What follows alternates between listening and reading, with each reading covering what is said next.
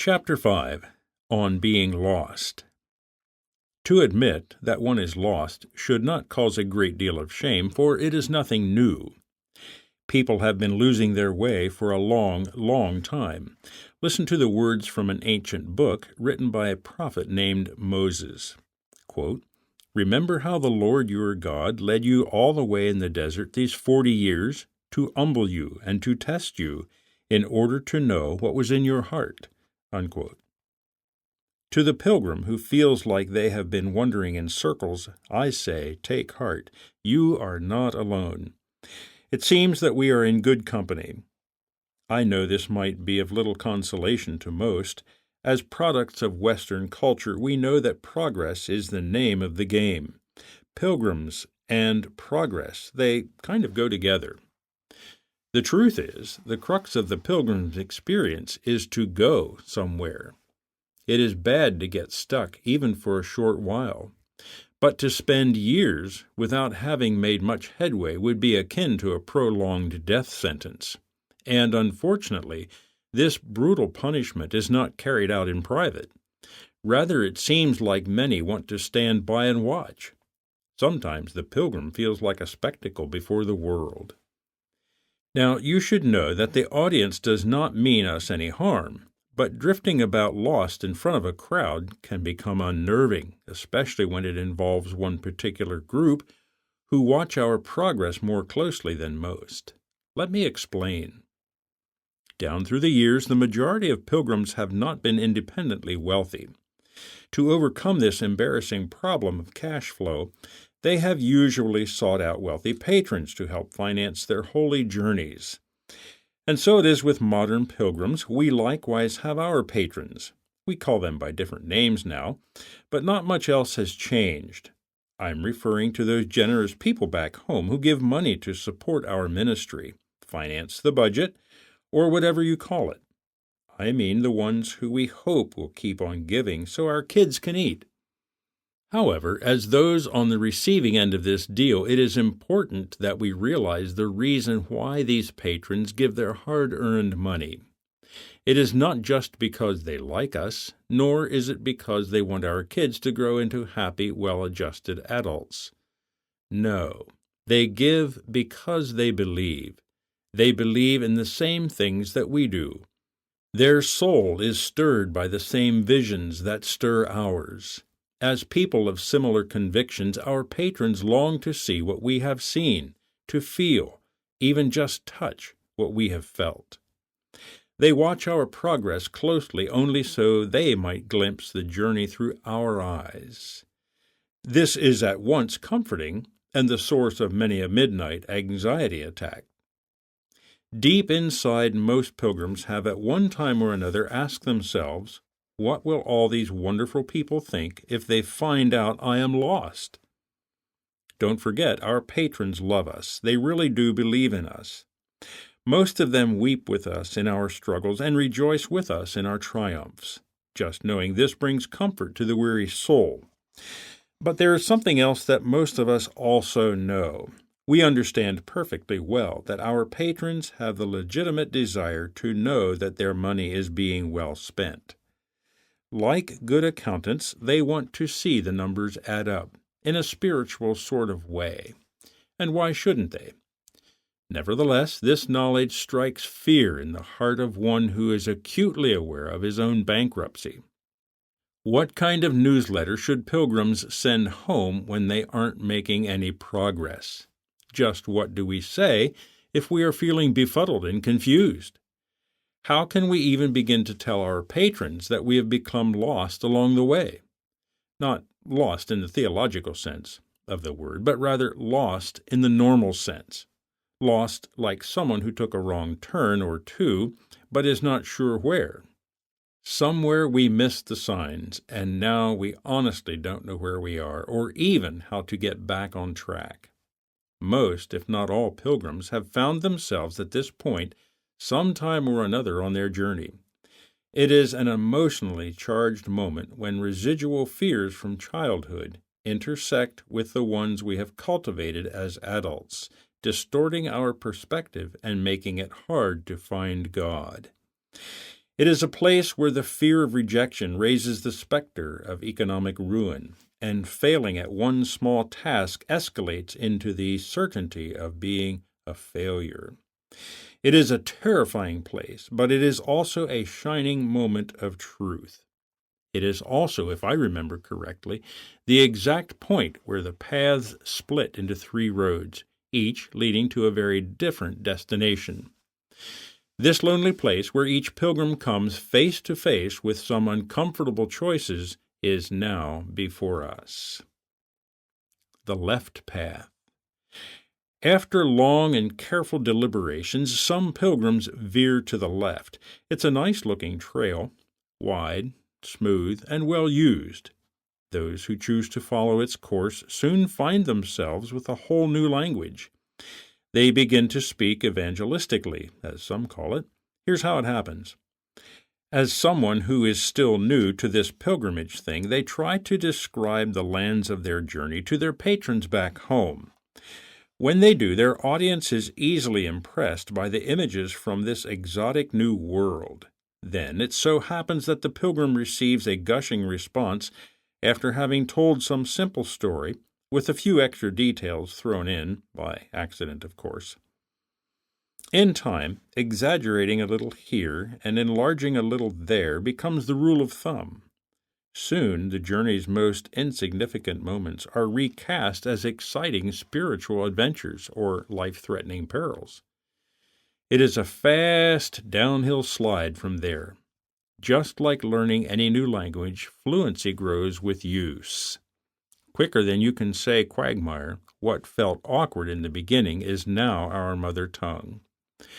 Once we start speaking evangelistically, in our newsletters and sermons, people come to expect it.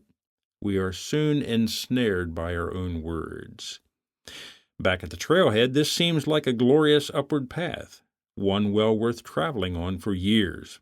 But lately there have been rumors that it eventually leads down to one of Central Asia's great salt flats, known for their large poisonous vipers.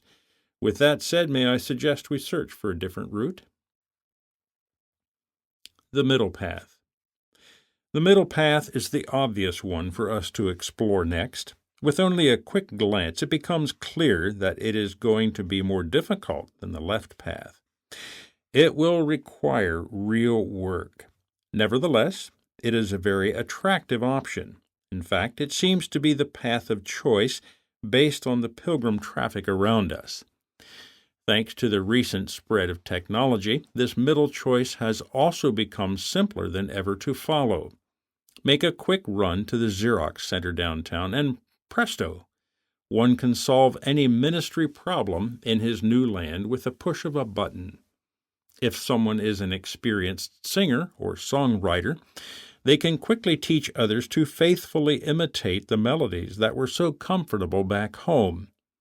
If a pilgrim is even moderately talented in the performing art we call preaching, they can surely Xerox their act in many a Central Asian oasis. No longer is there a need to struggle and strive to draw an original. The photocopy path does away with that difficult toil. Simply choose a favored version, which is usually that of our home church, make a few minor adjustments in the toner level, hit print, and viola. Out comes a new Indigenous church. This trail has a couple of attractive benefits. First of all, the plans and preconceived ideas that we brought with us fit right in. For even though we might have traveled 14,000 miles and crossed 12 time zones, everything on this path is recognizable, even familiar. Everything is nice and orderly in a Western sort of way, and we foreign pilgrims feel very much at home.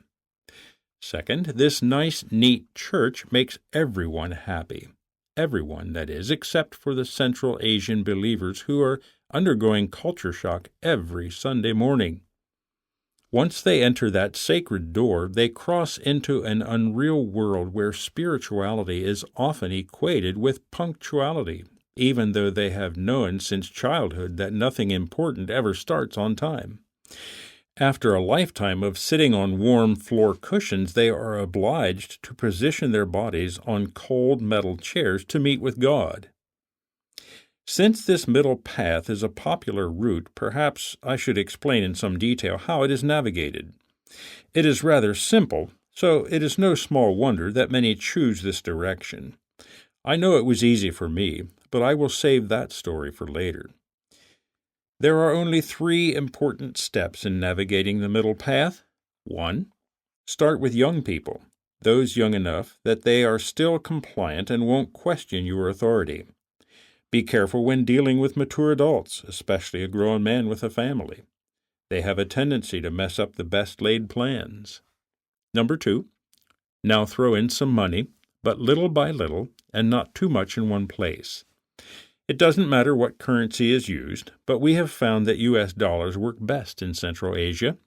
With them, almost anything can be done. Rent meeting halls, print literature, even buy loyalty. Number 3. The last of the 3 steps is certainly the most fun, for now we begin to accessorize our hard work with some colorful costumes and customs.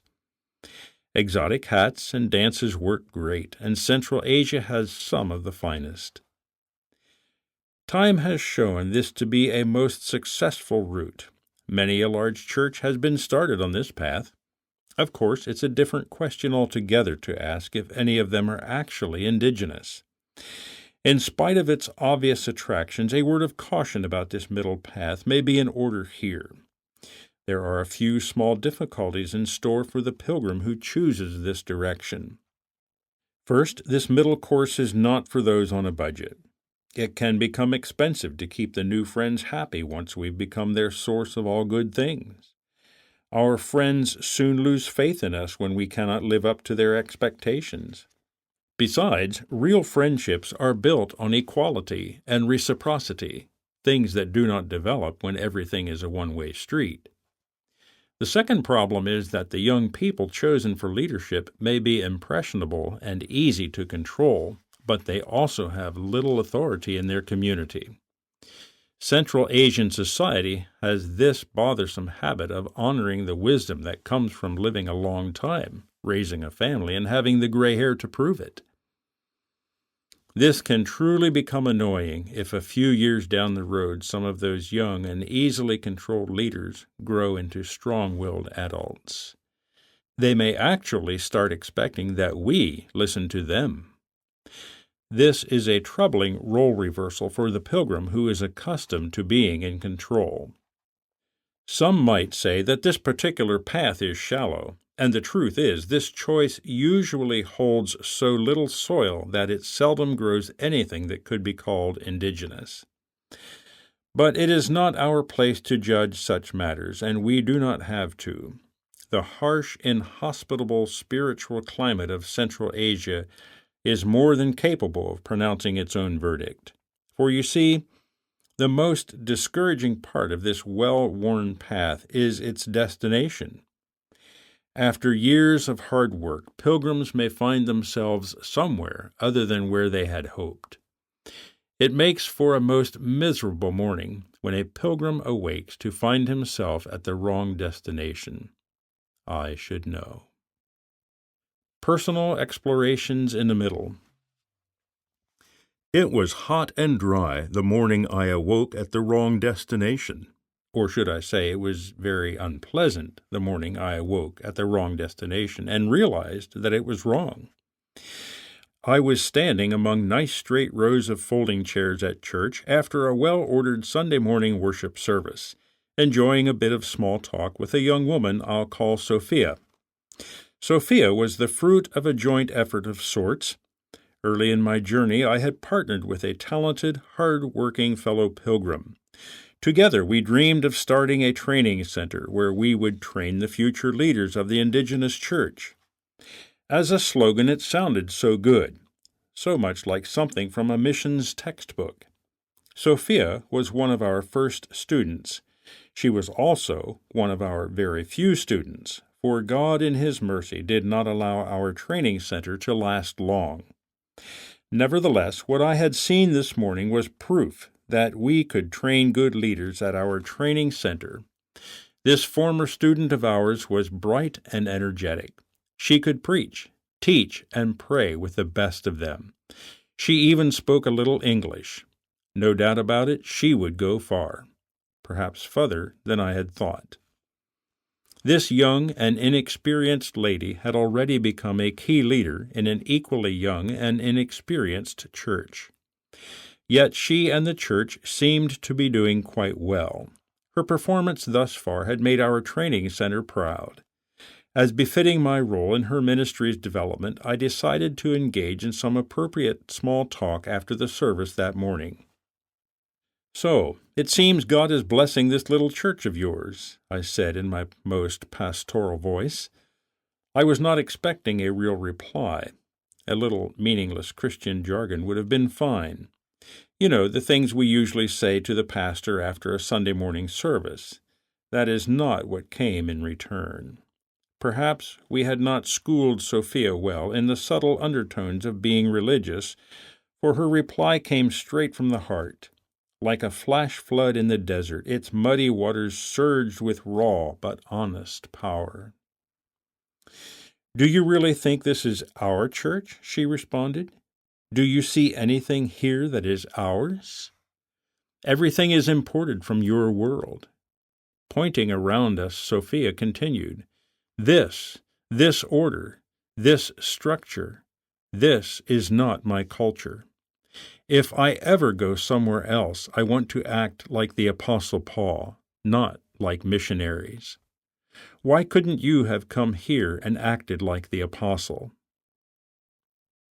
As fast as it had come, the flood of emotion was gone. In its place was a heavy sigh as Sophia concluded, "I used to want this to be our church, but now I'm too tired to keep trying. Missionaries brought us so much of their culture mixed with the gospel that it will never grow here." What does one do at a moment like this? I personally have no idea. Should I even try to answer what was obviously not a question? As Sophia walked away, I stood there stunned. For several minutes I struggled with how to respond, even if only to myself. Much later, I realized that this was when I had reached my own lonely moment of truth, that terrifying place where my childhood fears intersected with adult ones, where the specter of failure began to haunt the corners of my mind. Before me lay different roads on which to travel, each leading to very different destinations. Which road would I choose? Over time, the disappointment and pain on Sophia's face would force me to deal with some very uncomfortable choices. The smugly self-righteous option would be to blame the missionary with whom she now worked. It is always easier to point the finger somewhere else, and this is exactly what we do when we are guilty to the bone and know it. But deep inside, I knew something else was wrong, something much more fundamental to my ministry, yet I was not sure if I had the strength of will to deal with it. This is the way God will lead a pilgrim, and this is how I was brought to the third fork in my road. The unlikely third fork. This may be a good time to review exactly how we came to find ourselves here. Some time back, we waxed philosophical about the concept of being lost, not just a little off course, but hopelessly lost. The walking circles in the desert kind of lost. And just as that idea was starting to sink in, we stopped to consider the benevolent patrons back home who have helped us get this far. They are the ones who love us and believe in us, but they still need some kind of progress report if we want them to keep supporting us on this journey. So, in spite of our utter lostness, we realized the need to do something. This was the place where the road broke into 3 separate paths. This blinding moment of truth exposed our wretchedness and forced us to choose how we would deal with our condition. We looked first to the left, finding a pathway strewn with simple tricks like speaking evangelistically or sensationalizing everyday events. Mercifully, our corrupt nature was convicted by the Holy Spirit as we gazed longingly in that direction, so we turned the camels and headed away. Then we saw the middle fork, a more inviting trail with its quick Xerox copies. With only the most minor adjustments, we were able to import a complete church tradition from our home culture and transplant it into this foreign soil. We found we could cover much ground if we would but kidnap a few young people out of their culture and throw some money around. With amazing speed, we would be able to produce something to show for our journey, something that would prove to ourselves and to our patrons that we are not lost after all. Apart from speed, this trail has many advantages. The most noticeable are the series of orderly meetings that are certain to make most pilgrims happy. Unfortunately, the list of disadvantages is just as long. This is especially so for the bewildered local believers who cannot understand much of what goes on in their own church.